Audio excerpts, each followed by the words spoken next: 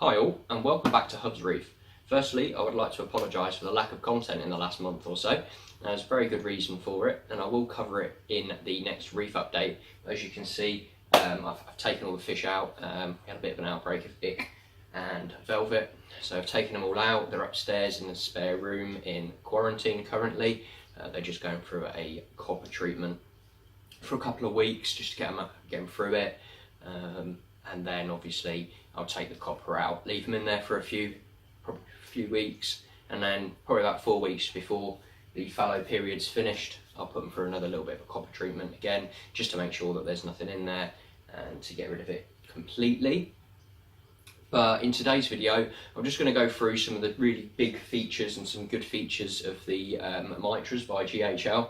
Now, we've had these on the tank for approximately 2 or so months, I believe, and it's about time that we had a look into some of the settings on them and some of the key features of them and just our overall impression in the last couple of months.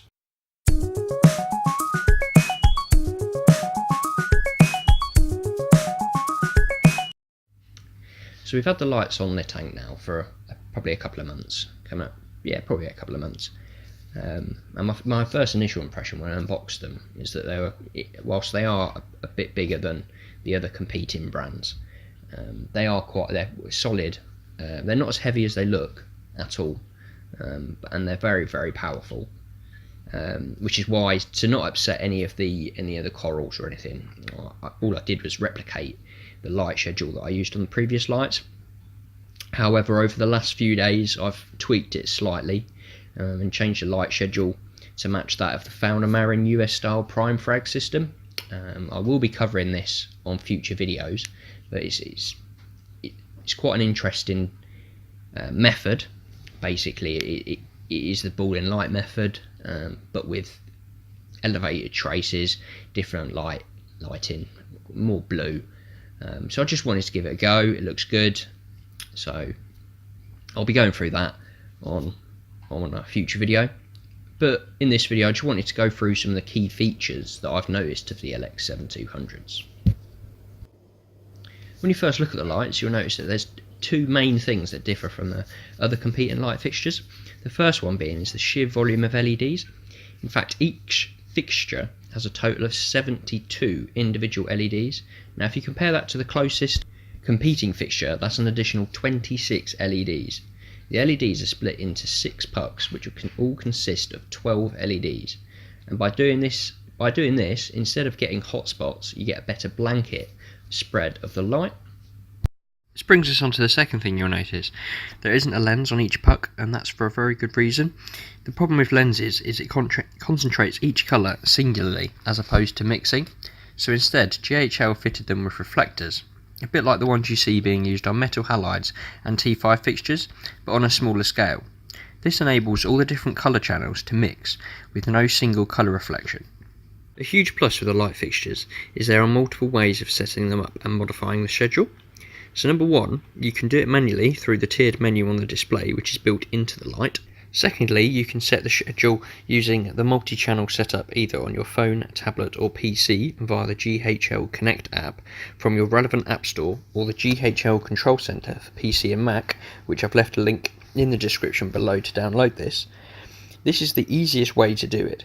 You pick the colour you want and set the time and brightness, as simple as that. Set up the other colours in the same way. There's also a great little tool within the illumination menu, which is called Light Scenarios, and from here you can create light scenes. So say you've got someone coming round and to buy a coral, but you want to show off the colour of it. Instead of having to change all your settings, you literally come into here, you create a light scene, and you tick the colours that you want. You move the slider to the percentage required, and you do this for all the channels you want. So obviously you can tweak this as you like to get the right colour that you want, which is quite handy.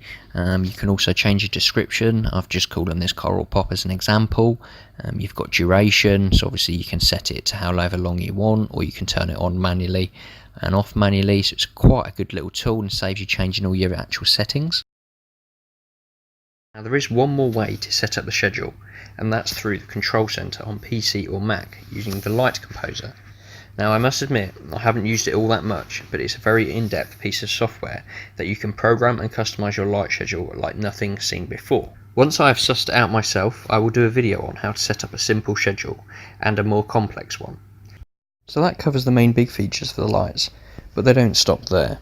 Within the light settings there is two very handy settings.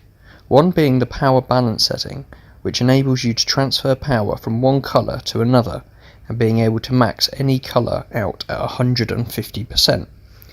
Most people don't use a lot of red or green, so power can be moved to the blues or ultraviolets. The second super handy setting, which I find the most useful, is photo mode. Enabling this drops the frequency of the lights, meaning you can take pictures or videos without the annoying lines on the screen. So guys, that's some of the features that really make the LX7200 stand out from the crowd. So if you've got any questions, leave them in the comment section below. Be sure to check out the Instagram and Facebook page for regular updates, as well as the newly set up Reefing Chatter Facebook group, which is in conjunction with UK Reefer. So John over at UK Reefer, so we're running that a bit together. Don't forget, if you like the video, hit the thumbs up, and if you're not already, click subscribe to make sure you don't miss out on any future content. So that's all for today, folks. So I'm just going to say goodbye, and I'll see you on the next video. Happy reefing!